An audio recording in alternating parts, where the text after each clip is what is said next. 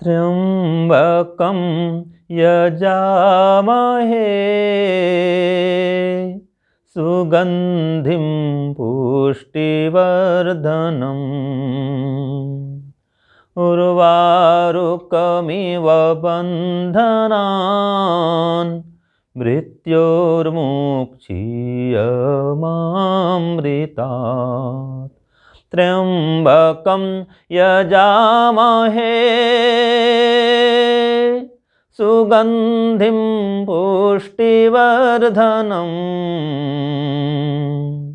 उर्वारुकमिव बन्धनान् मृत्योर्मुक्षीयमामृतात्।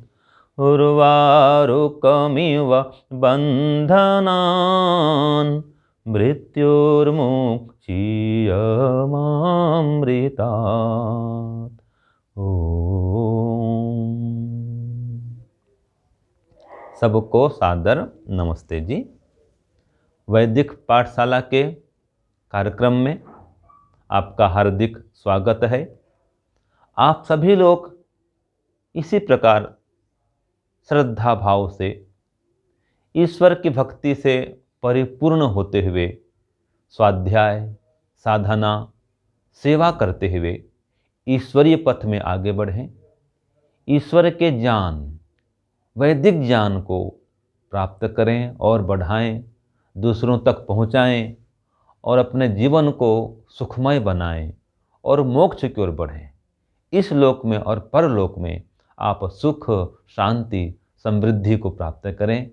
यही मेरी ओर से आपको ये शुभकामना है, हार्दिक मेरी शुभेच्छा है।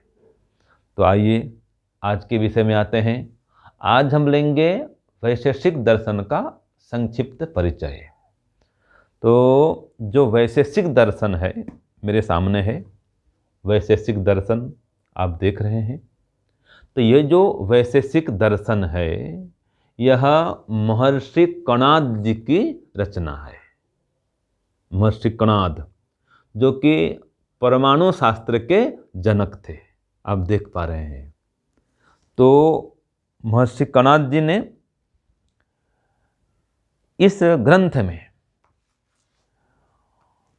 जो हम पढ़ते थे पहले विद्यालय काल में, विद्यार्थी जीवन में, अणु, परमाणु, ये सब तो महर्षि कणाद जी को पहले से ही ज्ञात था।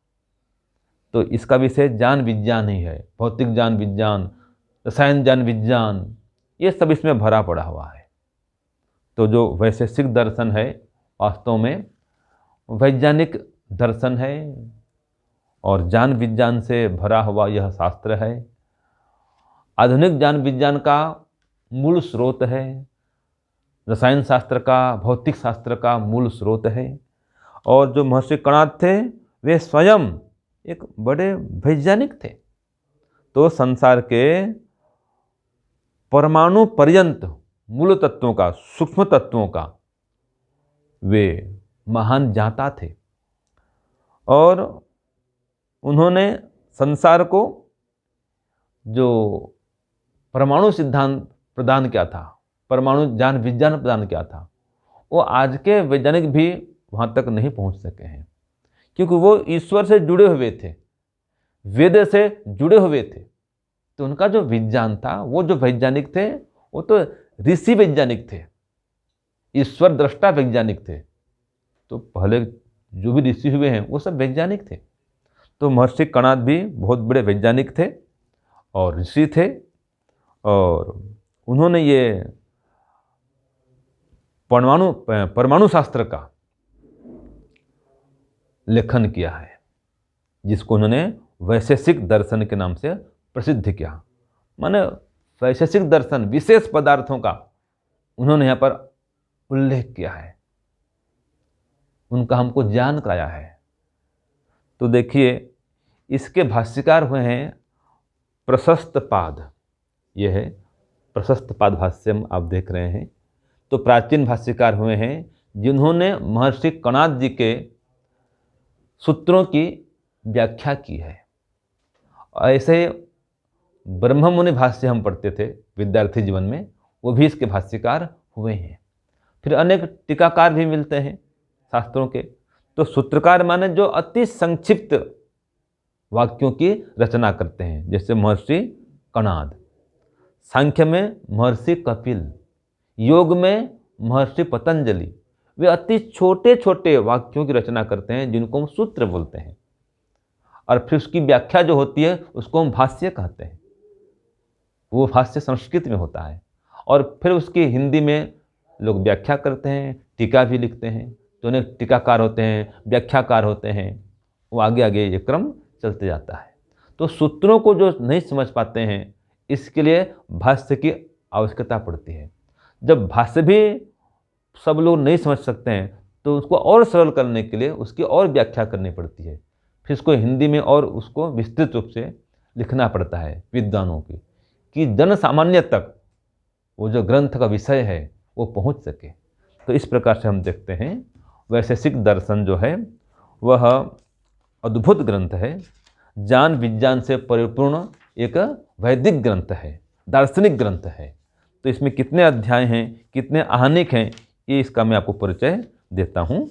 तो जो वैशेषिक दर्शन है इसमें कुल मिला के कितने अध्याय हैं, आप मेरे साथ बोल सकते हैं कि वैशेषिक दर्शन में कुल मिला करके 10 अध्याय हैं। कितने अध्याय हैं जी? 10। और 10 अध्याय में 20 आहनिक हैं। एक एक अध्याय में 2-2 आहनिक हैं। आहनिक माने एक अर्थ ऐसा होता है कि एक अहन में पूरा किया जाने वाला। अहन माने दिन, जैसे कि प्रथम आहनिक है, प्रथम अध्याय का प्रथम आहनिक। तो प्रथम अध्याय के प्रथम आहनिक में 39 सूत्र हैं, 39। तो ये प्रथम आहनिक माने ये संभावना है कि प्रथम आहनिक में इतने सूत्रों का इसमें वर्णन है जो एक दिन में आचार्य अपने शिष्यों को पढ़ाते थे। तो प्रथम आहनिक, प्रथम दिन में पढ़ाए जाने वाले सूत्र, वो हो गया प्रथम आहनिक। ऐसे द्वितीय आहनिक, इसमें 30 सूत्र हैं। तो द्वितीय आहनिक माने दूसरे दिन में पढ़ाए जाने वाले सूत्र। तो या तो ये अर्थ करेंगे कि एक आहनिक, एक आहन में माने एक दिन में जितना पाठ गुरुजी पढ़ा दिए उसको उन्होंने एक आहनिक कर दिया, अथवा हम एक दिन में भी जितना आज भी पढ़ सकते हैं जिस पाठ को, वही प्रथम आहनिक कहला सकता है। अथवा उनकी अपनी शैली है, कोई पाद कहता है, जैसे कि उसमें आता है योग दर्शन में, उसमें 4 पाद हैं। तो अध्याय, पाद, सत्यास प्रकाश में समुल्लास है, उसमें 14 समुल्लास है। तो उसको इतने प्रकार से विभक्त किया जाता है। तो सत्यास प्रकाश को 14 भागों में बांट दिया गया है। तो वैशेषिक दर्शन को 10 भागों में बांटा गया है, 10 अध्याय में, और एक एक अध्याय को फिर 2 भागों में विभक्त किया गया है, जिसको आहनिक कहा गया है। तो प्रथम आहनिक और द्वितीय आहनिक, हर अध्याय के 2-2 आहनिक होते हैं। तो प्रथम अध्याय में कितने सूत्र हो गए? 39 प्रथम आहनिक में इसके, और दूसरे आहनिक में 30 सूत्र हैं। तो कुल मिला के प्रथम अध्याय में 69 सूत्र हो गए। ऐसे द्वितीय अध्याय में प्रथम आहनिक तो सूत्र 70 से 121 तक, माने 41 सूत्र इसमें है, और दूसरे आहनिक में फिर 121 से 158 तक। तो इस प्रकार से हम आगे बढ़ते हैं। तो कुल मिला के इसमें 10 अध्याय हैं और 20 आहनिक हैं, और कुल मिलाकर के सूत्रों की संख्या होती है 527। अलग अलग अध्याय में अलग अलग सूत्रों की संख्या है, लेकिन कुल मिलाकर के 527 सूत्र हैं, 20 आहनिकों में और 10 अध्याय में। तो सार क्या निकला कि एक बहुत बड़ा ग्रंथ है, विस्तृत ग्रंथ है, जिसमें कि महर्षि कणाद ने अति सूक्ष्म अणु परमाणु की चर्चा भी की है। और उनकी भाषा में हम बोलते हैं द्रव्य, गुण और कर्म, इनकी परिभाषा इसमें दी गई है। द्रव्य कितने होते हैं, कर्म कितने होते हैं, गुण कितने होते हैं, इसमें स्पष्ट व्याख्या पूर्वक समझा दिया गया है। तो ये ज्ञान विज्ञान का ग्रंथ है, महर्षि कणाद जी का, जिसमें प्रशस्त पाद ने भाष्य लिखा है, ब्रह्ममुनि जी ने भाष्य लिखा है, और उस वेद के ज्ञान विज्ञान को हम तक पहुंचाने का एक महत्वपूर्ण प्रयास किया है।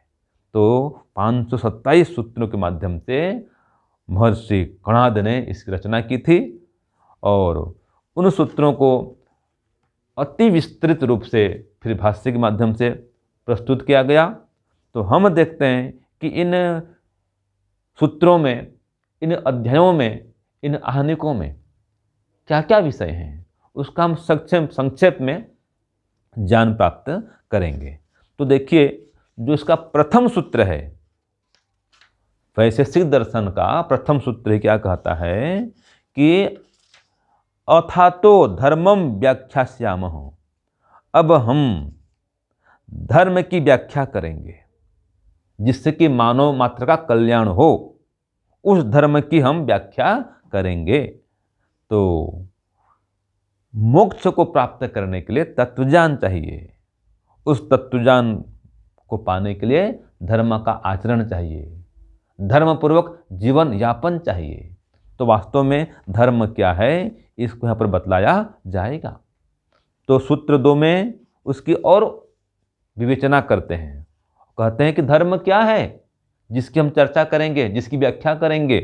तो यतो अभ्युदय निःश्रेयस सिद्धि सधर्म, ये सूत्र है। ये महत्वपूर्ण सूत्र आपको दिखा रहे हैं, सूत्र नंबर 2 है। अब इसको याद कर सकते हैं, यतो अभ्युदय निःश्रेयस सिद्धि सधर्म, जिसके माध्यम से अभ्युदय और निःश्रेयस की सिद्धि हो या प्राप्ति हो, वह धर्म है। तो अभ्युदय माने क्या है? अभ्युदय माने ये सांसारिक उन्नति, प्रगति, सांसारिक सुख, समृद्धि, अर्थात संसार में रहते हुए बड़े सुख से रहना, आगे बढ़ना, परिवार, समाज, राष्ट्र, ये सब सुखी होना इनका। तो परिवार से, राष्ट्र से, समाज से हर प्रकार से उन्नत होना, व्यक्तिगत उन्नति भी इसमें आ गई, व्यक्तिगत उन्नति, सामाजिक उन्नति, पारिवारिक उन्नति, राष्ट्रीय उन्नति, ये सब उन्नति जिसके माध्यम से हो वो धर्म है।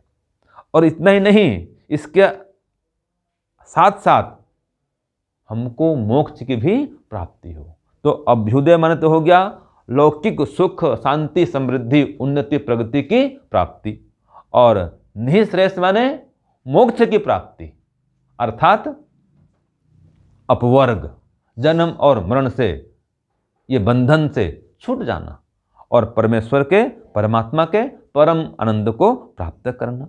तो इस प्रकार से यहाँ पर धर्म की परिभाषा है, धर्म की आगे व्याख्या है। तो जो वैशेषिक शास्त्र है ये भी मोक्ष प्राप्त करने की बात करता है। महर्षि कणाद भी यही अंतिम में निष्कर्ष निकालते हैं कि इन शास्त्रों को पढ़ो, संसार को जानो, संसार के पदार्थों को जानो, और परमात्मा को भी जानो, और परमात्मा को प्राप्त करो। तो पहले के जो वैज्ञानिक थे, ये ऋषि महर्षि, ये पूर्ण वैज्ञानिक थे, भौतिक पदार्थों का भी ज्ञान रखते थे और आत्मा परमात्मा का ज्ञान भी रखते थे। परमात्मा को प्राप्त करने के लिए उपदेश करते थे, स्वयं तो परमात्मा को प्राप्त कर चुके थे, और सामान्य जनता को भी यही संदेश देते थे कि हे मनुष्यों, तुम जब तक संसार में हो, संसार के पदार्थों का भली भांति प्रयोग करो, इनसे लाभ उठाओ, और साथ में परमात्मा की ओर भी बढ़ो। तो इस प्रकार से जो वैशेषिक शास्त्र है वो भौतिक पदार्थों का भी ज्ञान कराता है और आध्यात्मिक पदार्थ इनका भी ज्ञान कराता है, आत्मा परमात्मा का भी ज्ञान कराता है। तो आगे हम लेंगे द्रव्य किसे कहते हैं, द्रव्य कितने होते हैं, गुण किसे कहते हैं, गुण कितने होते हैं, कर्म किसे कहते हैं, कर्म कितने होते हैं। तो इन सब की चर्चा आगे हम और करेंगे। आज के लिए इतना। ओम शांति, ओम शम।